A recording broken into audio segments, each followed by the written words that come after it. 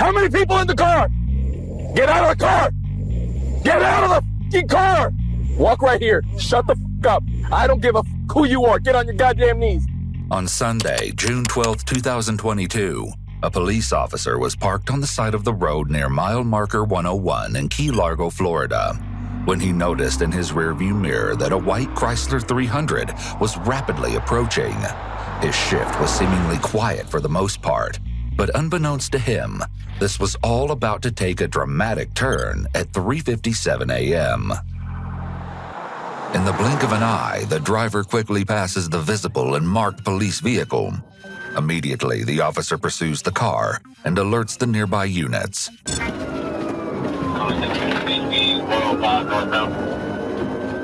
It didn't take long before the high-speed chase is spotted by another officer. Despite being pursued, the Chrysler isn't slowing down and even begins to accelerate, appearing to try and evade the police. All service units, there is a release. Resume normal traffic on 1 at 4 o'clock.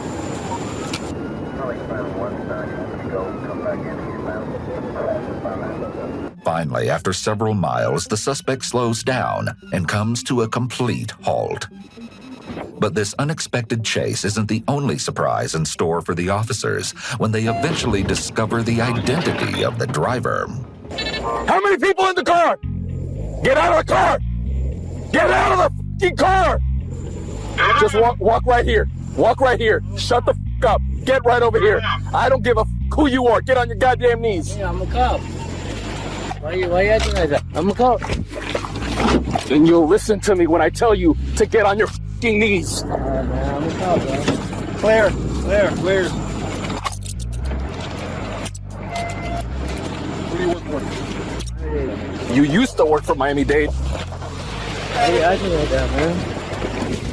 Stand there. Be quiet. Don't say another word. You hear me? Sit down. The officer, visibly disappointed, is met by a quickly approaching sergeant who is given the rundown of the heated scene. He's assured that the situation is under control, but in a staggering turn of events, they quickly realize that the driver of the speeding vehicle is indeed a police officer. Holy fuck. He's for real. Jesus. This was not on when he passed me. Visor light. Well, that wasn't on when he passed me. No, he's drunk. Did you turn that on or it was on? No, it was on right It was on, but the visor's up. Let's find out who his supervisor is. And that's in the door we gotta do. Right?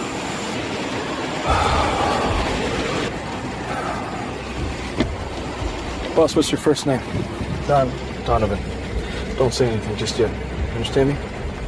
This is 26-year-old Donovan Rojas, an officer with the Miami-Dade Police Department.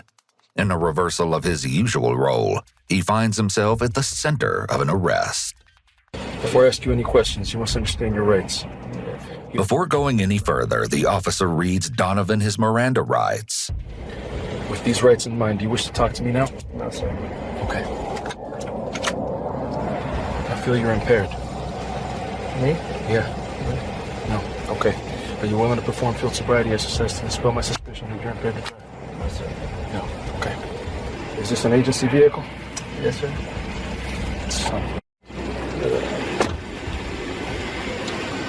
This is his agency car. Huh? This is his agency car. Who's the detective back to? I just asked him how to run the tag. I just got here. Says he doesn't want to talk. He refuses field sobriety exercises. Start off all. Oh, absolutely. He's f***ed up. It is what it is. We're gonna do rotation. If they have somebody local that can come and pick it up. I clocked him at 107. I got him up to 111. And I know he saw my lights. Oh, yeah. As soon as he passed me. And he was weaving in and out of traffic. And he's not on duty. So. Additional officers begin to sort through the vehicle, only to find an assortment of police equipment, along with several other items. This includes various firearms, weapons, a spare tire, and what seems to be a few bottles of unidentified prescription pills. It has yet to be reported as to what Donovan may have been doing prior to the dangerous course of events, but just by looking at the state of the unmarked car, It's clear that something isn't quite right. Donovan, I'm trying to get all your stuff to somebody safe. Can we contact your immediate supervisor? We don't want to leave all your shit here. Have you have my number there? I got your phone right here. Yeah. Yep. You already invoked your right to remain silent, so I'm not going to ask you any questions, bro. But man, this is not the highlight of my day. I'm sorry, brother, but... Yep, don't say anything else. I got it for you, Sergeant. Sergeant Diego Cruz. Donovan is driven to the police station, where he remains silent throughout the entirety of the car ride. But as they arrive, the potential consequences are undoubtedly at the forefront of his mind, prompting him to make a plea. This is how it has to be? You know how many people are involved in this? I get you, bro, but like, we're supposed to take care of our own, bro. Yeah, we are. Yeah, I've been doing this for 6.5 years, bro. And if I came to your county and I put you in this position, Yeah, I'll take you home. Like, you take me home after your sergeant shows up on scene and everybody's got cameras? this is my day, baby. We take care of you. Like, this is what we're supposed to do. I know that's what we're supposed to do, but unfortunately I can't do that. You're gonna tell me I go to Miami-Dade and I flee from the cops? I'm gonna walk home? Don't give me that bullshit. We're supposed to be brothers, right? Come on, boss. Donovan is brought into the station's DUI room, where he will be asked to take a lawful breathalyzer test to determine his level of intoxication. Seeing how he is an officer of the law, he should be quite familiar with the process, although this doesn't necessarily ensure his compliance. What's your full name? Call it PBA. Yeah, you can call whoever you need to call. I brought your phone so you can make all the phone calls you need. Can you call it But PBA? you can't call right now. I'm not asking you any incriminating questions. You know I'm not going to do that. Donovan Ross, that's it. Okay. Stand up. Turn around. If I thought you were going to do something, I would be taking off the cuffs. You're doing what you're Sit doing. down.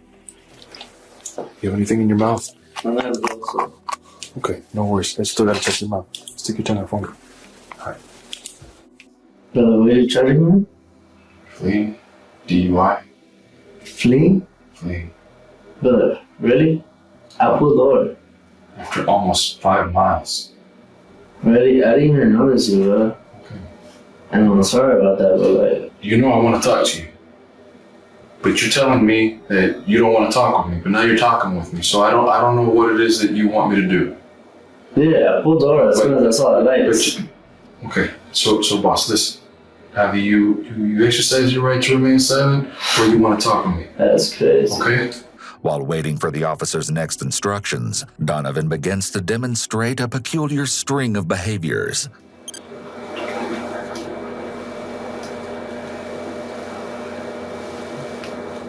Even without previous knowledge of the incident, it appears that Donovan is not sober. Can I call my legal help? I've been doing this shit for 6.5 years. Okay, boss. You don't have too much more time on than I do. I can't give any phone calls right now. Okay? As soon as we're done here, you can make whatever phone calls you need. That's why I brought your phone. But Makes sense. you're trying to book me before like me calling my legal help. If my legal tells me like to blow, I'll blow. Like I just want to be able to call them. You realize that nobody else in this room gets this, right? I That's know. ridiculous, bro. Like I pulled over. It is what it is. I get it. I understand that shit. I pulled over. But fleeing, bro. They doing me dirty with that fat thing. Fleeing, bro. Doing you dirty. Boss, I told you I wasn't going to listen to any sort of that nonsense here, okay? So never fled. Okay. 3 cop cars behind you. They literally lit you up right next to you. They lit you up next to you. And you still kept going at 111. I pulled Next over. to you. No, you didn't pull over. You went for another 3 miles. I literally saw that next turn. Boom, pulled over. Listen, don't say anything else. Despite his arguments, the officer cannot ignore the possible disregard that Donovan had for the safety of not only himself, but for those around him. On top of this, he'd been driving at a rate of 111 miles per hour, over 2 times the zone's 45 speed limit. You're bro. You didn't know it. You didn't know it. I know for damn sure that if I did what you did in Miami, nah. Really? You can sell me all this fairy tales and I get what you gotta do, bro. But not to that extent, bro. You know I ain't no douchebag. I'm a fucking cop, bro. Like that shit, that's dirty, bro. That's dirty as fuck. The officer informs Donovan once again that he should refrain from saying anything else, but to no surprise, the advice is carelessly overlooked. My brother's a cop. My father's a cop.